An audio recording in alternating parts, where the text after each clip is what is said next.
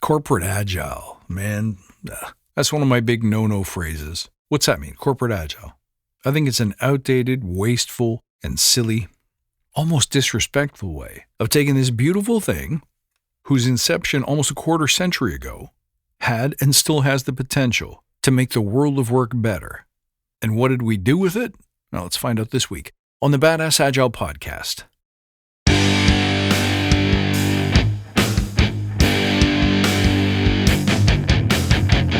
Greetings, team. Welcome to the Badass Agile podcast. I'm your host, Chris Williams.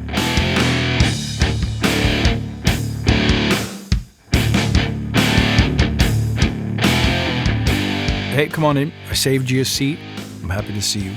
Even as recently as 2017, when I started this show, the world of work has changed, radically changed. And yet, there's something about big corporate implementations of Agile that just sucks. I hate it. You hate it.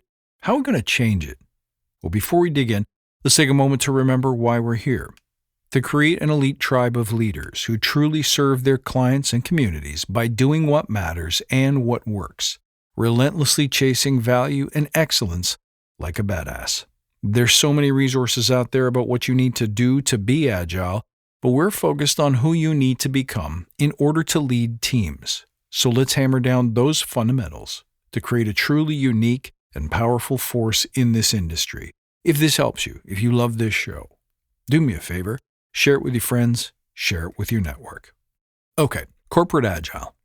I define Corporate Agile as the kind of Agile that we practice in companies with, let's say, more than 500 people, all the way up to tens of thousands of people. Why does size matter? Because size creates compromise.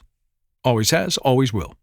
Now, you might be saying, well, yeah, my employer, my customer is a bank or a large institution or big government or whatever. They pay my bills, so why do I care how big they are? Well, here's the real reason I hate Corporate Agile. Times indeed have changed. There's 1,000 different ways to make money. Well, why would we stay loyal to someone who doesn't stay loyal to us? It's been a long time since I walked into a big corporation, really big, and felt like the work that I did mattered. Why do I feel that way? Because the things that we try to teach them, the mindsets and habits that we try to change, the success principles that we know work, don't snap in well to organizations where uniformity and safety is their primary concern. This isn't new. I talk about this all the time. Certainty and safety are always a muffler to innovation, creativity, and impact. But you might be willing to trade that if you're well paid, if there's job security, if you got a great pension, some RSP matching, super good medical benefits and perks. But those things are eroding. More and more, what are we seeing? We're seeing people being laid off after 20 or 25 years of service. And all of a sudden, it's harder and harder to get another job. It's more common. Many of my friends have been out of work, feeling abandoned, feeling useless, feeling worthless, feeling like there's something wrong with them for 6 months, a year. I see it all the time on LinkedIn, don't you? People are talking about how this gap in work has affected their sense of worth, their mental wellness, their happiness. And then in order to find something so they can feed their families, for heaven's sake, they have to compromise what it is they do and how they do it. I won't call myself an agile coach anymore. I'm really just a project manager. Or now I'm a product expert. It sucks. It's heartbreaking. And I see it all the time with my students and my ex-students, my alumni. In fact, I have one, Todd, you know who you are. He came up with the term table stakes. I was talking to him not long ago, and when he was in the Forge, he was really excited about a new position he was taking on. It was with a company that had an agile center of excellence, if you will, and presumably a staff of coaches and scrum masters that had real intention to implement and continuously improve agile practice within the org. And last time I caught up with them, they had dismantled all of that. They took it all down. I said, why? I thought they were super into it. I thought this was an important part of their strategy and their investment. He said, yeah, I think it's because it's table stakes now. And I thought that was really brilliant. Thanks, Todd. Table stakes means that at this point, after 20, 25 years, it's like you can do agile, right? Everybody can do agile. There's the impression that it's no longer special. It's no longer a skill that's out of reach of every person. Everyone knows how to do Agile in some way, correctly or incorrectly, and sure, it could always use some improvement, and sure, we don't do it perfectly, but we all understand what it means, and it's all expected that we can do it. Prioritize based on value, do the most important thing first, do the least important thing never, meet frequently to check on impediments to progress and help remove them, etc., etc., etc.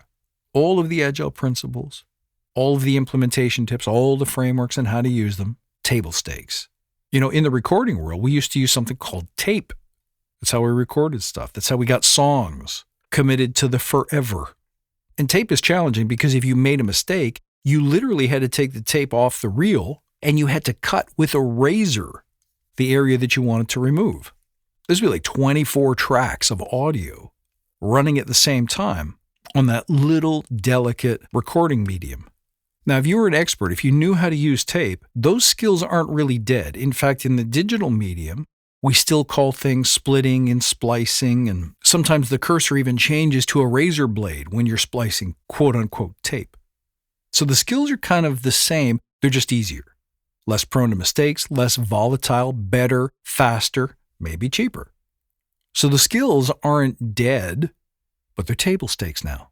Knowing how to edit is no big deal. You don't have to go to a special school to learn how to do it. You don't have to apprentice for years. It's pretty simple. You just put your cursor where you want to make the split. You make the split. You can drag and drop to where it's supposed to start. And presto, it's kind of all done. And that's thanks to what? Technology, evolution, innovation. So we keep wondering, well, if it's not Agile, if those things are table stakes now, then what? Because you and I have invested an awful lot in our Agile skill. But if you're an expert in tape looking for work with people who still use tape, you're going to find that employment opportunities are a little harder to come by. Your market value has dropped unless you know how to communicate the value of those skills that you built.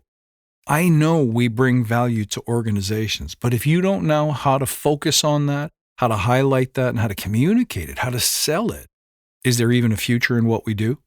If it's truly table stakes, then shouldn't Agile be expanding, not compressing? I still think there is no equal, there's no peer, there's no better way to encapsulate how to do more with less, how to get better, more consistent and predictable results. So I don't think we should be compromising it. In the face of decreased demand, increased competition, lower market value, we shouldn't be saying, okay, well, let's just call this glorified project management. Let's make this water-gile. How can we make this more digestible and acceptable from people who just want dashboards and budget updates? That's corporate agile. But if it's killing our practice, then why are we doubling down on it? What's this fealty, this loyalty to big corporations really buying you?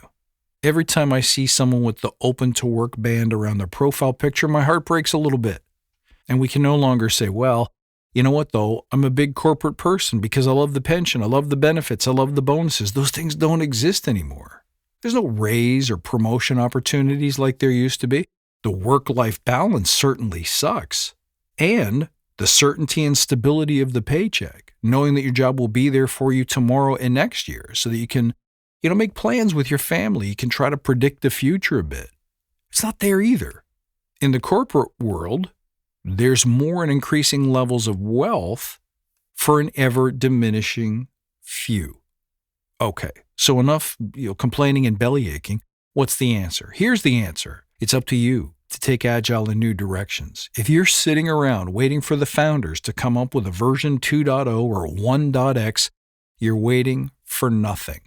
And I believe, as you know, if you've been a listener to the show for any length of time, where else could this work is the question to be asking. Outside tech, outside big corporate, anywhere that people are building value for their customers. They're making new and exciting products. They want to increase or improve their speed for a modern age, where if you have an idea, but you can't get it testable, tomorrow or in a couple of weeks, you might be behind the curve. It doesn't need to be a movement, folks. There doesn't need to be some announcement, some Scrum expansion pack or anything like that. I agree that Scrum, Agile, Kanban, all of these methods, Ideas and ideals are in fact table stakes. But that means we should be able to take them now and bring them to parts of commerce, parts of human endeavor, where Agile hasn't been welcomed before. The truly courageous, the people who will end up feeling the way we felt 2 decades ago when this was new and nobody else was doing it, and nobody knew which way to turn, where to start, how to do this well. That feeling of mattering, of making impact, of being proud of what you did, of being able to help people get something that they wanted that was out of their reach before, it's still there. You just got to bring it someplace else.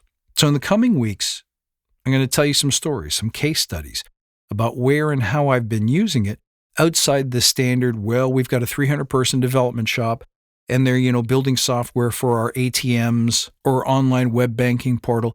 No. Let's do this somewhere different. I'll tell you some stories. I'll tell you about the people that I'm doing it with, the people who are learning from me. And I hope it inspires you to no longer drop your loyalty in places that don't really care about you. May not be their fault. Maybe they can't afford to. But there's some kind of new normal that's happening right now where people in their individual lives, prosperity, health, and wellness don't seem to matter. And for me, Agile is no longer about how well you do your stand-ups. What's the format of your retrospective? Those things, they're not as important as our ability to bring out the best and offer the best and treat with respect and dignity people who bring value to the world. And as of this writing, as of this moment, that stuff ain't table stakes yet, my friend, but it could be our job to make it so. What do you think? This ring some bells for you? Did this inspire you? Did this spark something in you? If so, let me know. You can find me as always at badassagile.com, and you can reach out at the coordinates in the show notes below. I look forward to seeing you next time, and until then, my friend, stay badass.